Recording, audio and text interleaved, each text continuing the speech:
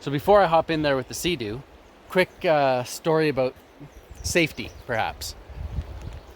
The City of Calgary just issued a stream flow advisory asking people to stop rafting down the river within the city limits there.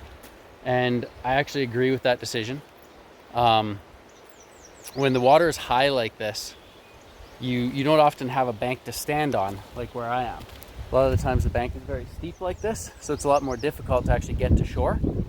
And on an outside bend, a lot of the time trees will fall down and they start sweeping the top of the river. Those are called sweepers, and if they're a little deeper, they're called strainers. So you're going along, if you're not paying attention, you hit that on an outside bend, the water will actually suck you towards that outside bend. You hit one of these strainers, get sucked underneath, and that's that. That's how a lot of people canoeing on, class 1, class 2 rivers actually end up dying, is hitting sweepers and strainers. There was a small child, well, a baby. Basically, I was floating down the Bow River in Calgary. The water was clear, the water was low. It was a nice, relaxing, safe day. Didn't seem like a lot of risk happening right there. And what they always tell you is don't tie all of your different rafts together.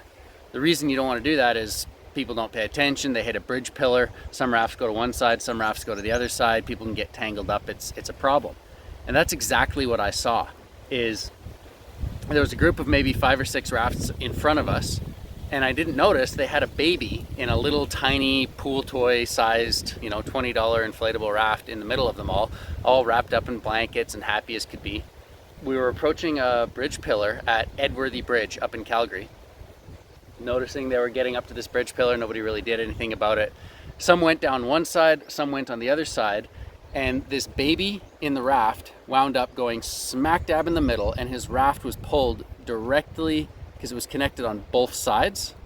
It was pulled directly up into the bridge pillar, kind of wrapped around it a little bit, and like the big round parts of the raft, the baby's in the middle kind of getting squished up and actually held out of the water.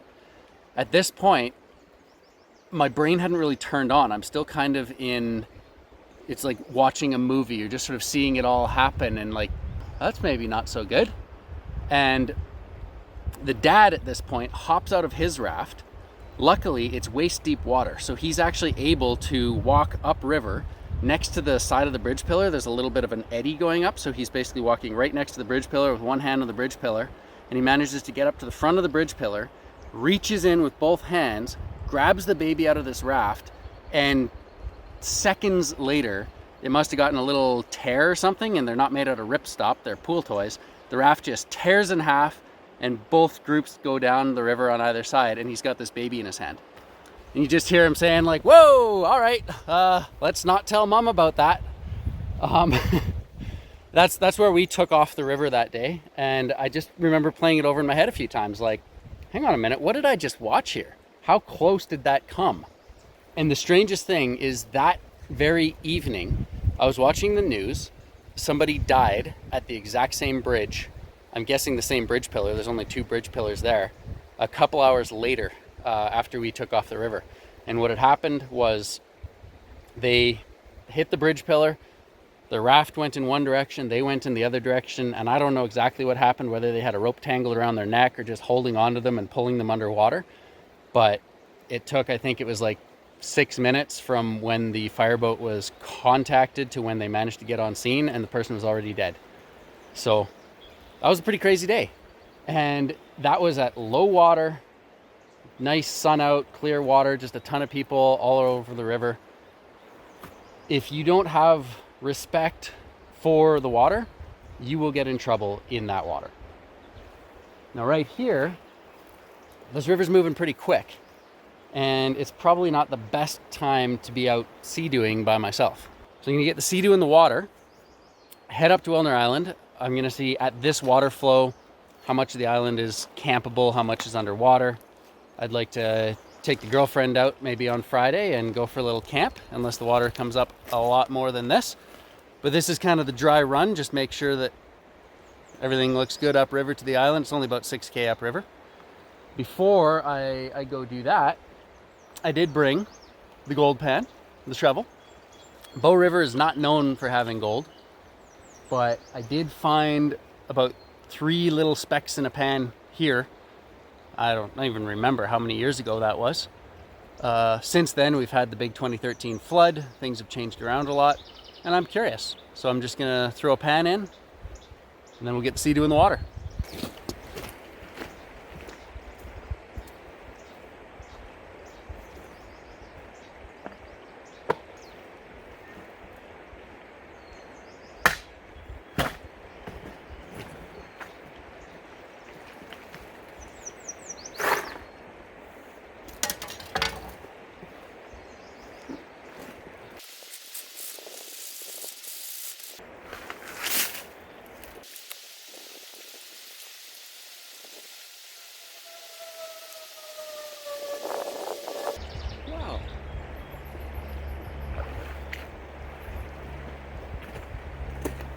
Well, you're not going to be able to see these on camera, but I've got maybe 4 or 5 tiny little flecks. Curious. I did make sure to put a paddle under the front storage compartment here, so that's good. Unfortunately, I never strapped my shovel down. I just had it sitting down the side here. Figured it'd be good. Hit some waves back there, and I lost my shovel. There's no more gold panning. We are floating down towards Wilner Island. It looks like it's really shallow leading into Wilner Island. So I'm going to take out my little yellow plastic paddle and just sort of bump on into shore there. Have a little look at the island. Just got the anchor stabbed into, it's just grass down there because the water's so high. I don't want to be gone for too long because I know the river is rising. Just want to have a little look around here. And there used to be this, we called it the beaver pond, because there was a beaver dam that made a pond back there. When I was like 3 or 4 years old, I guess I could go out in the canoe by myself just around the beaver pond, because they knew I couldn't get, taken out into the river, and they were supervising me, of course. But I'm gonna go have a look at what that looks like. I haven't seen any of this since the 2013 flood. It's pretty incredible to think with how far away that river is right now and how high it is that it's considered almost flooding right now. This entire wall, all of this, including that gravel over there that got placed there during the 2013 floods. Here I am, just an inch shy of 6 feet tall, and all of this got taken here during the 2013 floods. Unreal, the power of this river. Right now it's running probably around 350 cubic meters per second. It was at 1,800 when it peaked in 2013.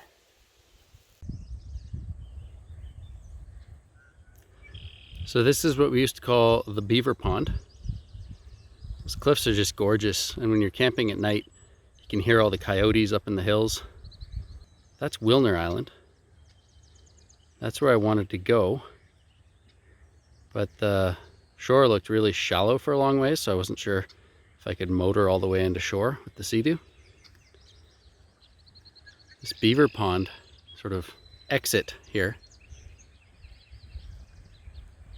Not really sure if it would be wise to Seadoo up here.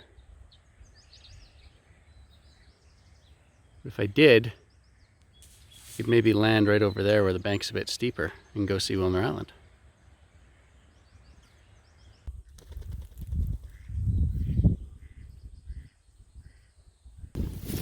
Not really sure how well that little anchor is going to hold.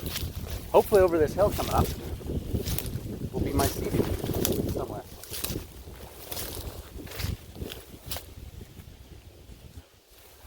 Nope, I think it's downriver a little bit. Didn't float away, I'm just lost. Yeah, as far as the Seadoo is concerned for river running, I mean, I've gotten lucky so far, but it just sits so deep in the water, and that impeller is so delicate with the really big grating. There she is. I feel like you would want a proper jet boat for smaller rivers. But once this river goes down a little bit and, you know, it's shallower, you can also kind of see the course it takes a little bit better as well. It's easier to read when it's clear. So hopefully some smaller rivers I'll be able to use this on. I know the North Saskatchewan should be fine for this because I know the section of river I'm running. But definitely a little nervous running here. Okay, so here's the plan. I'm gonna try heading up into that pond, just because I think it would be kind of cool to float there for a minute. This is not deep enough to fire up the Seadoo, but it is kind of this grassy material that we have here. So what I'm hoping is I'll hop on the Seadoo, kick myself out, and right just to the outside of that tree there, hopefully when I dig in and hit the gas, it'll be just deep enough there, and then I can maybe keep it up on plane as I head up there. If I do hit anything, it'll be soft, and need to sharpen up that impeller anyways. We're gonna take the old GTX for a trip, and while this may not be the best idea in the world, I am at least smart enough I'm not gonna be holding my phone in one hand while I do it. So I'll see you once I'm up there, if I make it. The peaceful sounds of the two-stroke engine. There's definitely advantages to canoes, and but once you shut the Seadoo off, you can still sit back and enjoy nature, right? It's not all redneck. What have I become?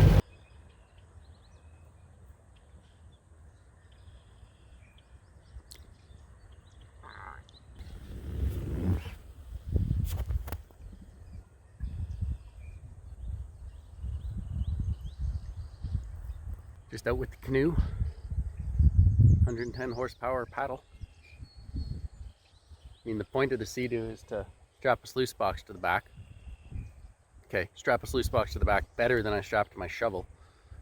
And come out to some of these gorgeous places and hopefully find some gold and camp.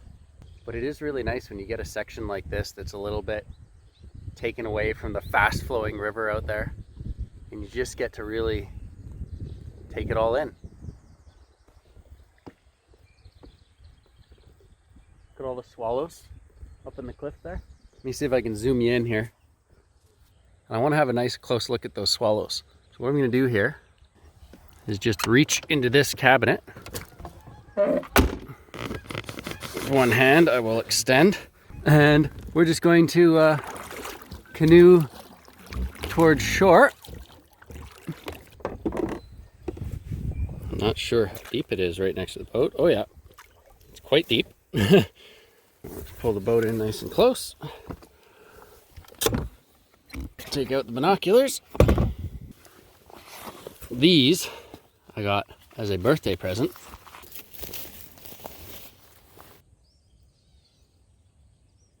There it is. Little nests just built out of mud.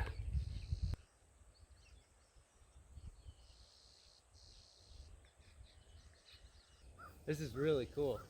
You can see all the little heads of the swallows sticking out waiting for their food. And then in the background, there's this white majestic pelican just soaring around.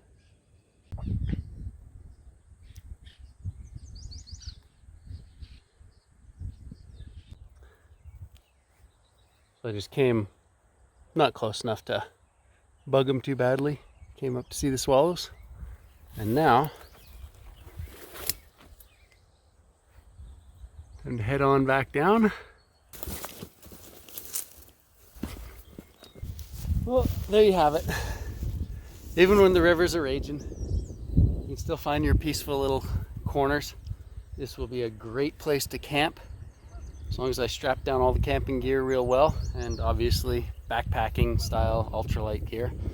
I'm gonna head across the island, scope out the campsite, and head back downriver for the day.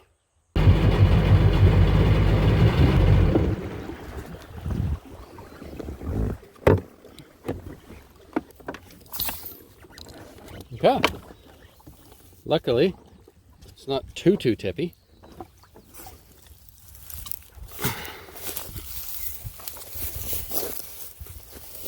Still have to learn how to drive this thing.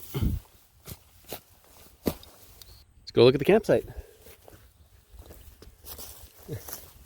This brings back memories. Oh yeah. Remember taking a hatchet and hacking a little seat in one of these tiny logs? I'm sure none of them are still here. Look at that.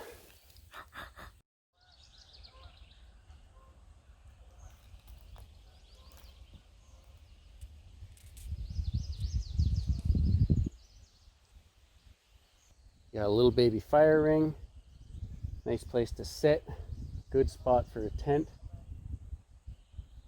View of the beaver pond in the background. Birds. The rushing water is quiet off in the distance over there. Yep, I could see spending an evening here. But now it's time to switch gears, hop back on the Seadoo, and hopefully get off the river unscathed before it comes up too much more later on today. Till next time, off I go.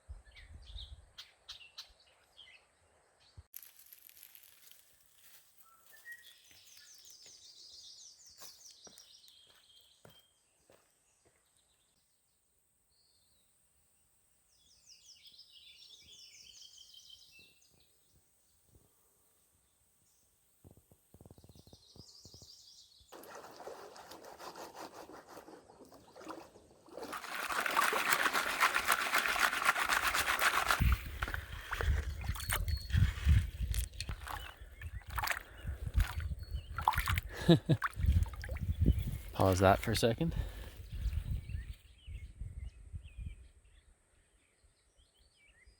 Just nibbling some branches.